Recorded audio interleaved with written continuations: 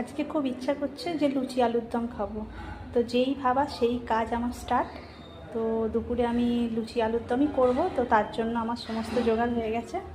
এই আলু কেটে রেখেছি, পেঁয়াজ, এখানে আদা রসুনের পেস্ট আছে। ব্যাস, এবার আমি স্টার্ট করব। তো চলো, যেমন যেমন রান্না করছি তেমন তেমন দেখাবো বন্ধুরা তোমাদের। তো চলো, আলু বসিয়ে দিয়েছি সেদ্ধ করতে প্রেসার কুকারে। তো আলুটা সেদ্ধ হয়ে গেলে তারপর আমি মশলা করব, তারপর আলুর দমটা করব। আমার ময়দা মাখাও কমপ্লিট হয়ে গেছে, ওদিকে আলুটাও সেদ্ধ হয়ে গেছে। তো এবার আলুটা নামাবো। হয়ে গেছে, আলুটা নামাবো, নামিয়ে আগে লুচিটা ভাজবো, তারপর আলুর দমটা করব। আমি লুচি ভাজা স্টার্ট করে দিয়েছি। তো অনেকগুলো লুচি বেলে নিয়েছি, নিয়ে লুচি ভাজা স্টার্ট করে দিয়েছি।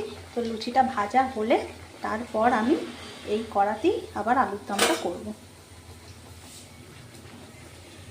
তো দেখো লুচিগুলো ভালোই ফুলছে। ভাবলাম রোজই তো ভাত খাই, প্রতিদিনই দুপুরে ভাত খাই, তো আজকে ভাবলাম একটু লুচি করে খাওয়া যাক।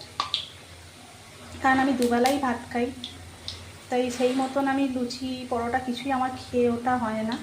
তো তাই আজকে মনটা খুব চাইলো। আর গরমও সেইভাবে নেই, এতদিন প্রচুর গরম ছিল, এসব লুচি পরোটা মাথাতেও আসেনি গরমের জন্য। তো তাই আজকে মন করলো লুচি খাই। তো লুচি আলুর দম স্টার্ট করে দিলাম। আমার লুচি ভাজা পুরো কমপ্লিট হয়ে গেছে। তো এরপর আর আলুর দমটা করবো, ব্যাস আমার রান্না কমপ্লিট। তো চলো বন্ধুরা, এবার চটপট আলুর দমটা করে নেওয়া যাক। চলো, আলুর দমের মশলা কষা হচ্ছে, একটু তেল ছেড়ে দিলেই আলুগুলোকে আমি তুলে দেবো। আলু সেদ্ধই আছে আগে থেকে, শুধু এই মশলাটা তেল ছাড়লে তারপর আলুগুলোকে আমি তুলব। আলুগুলো তুলে দিয়েছি। তো আলুগুলো আরেকটু কষবো, কষে অল্প জল দেবো, কারণ কষা কষাই করবো আলুর দমটা, দিয়ে নামিয়ে দেবো।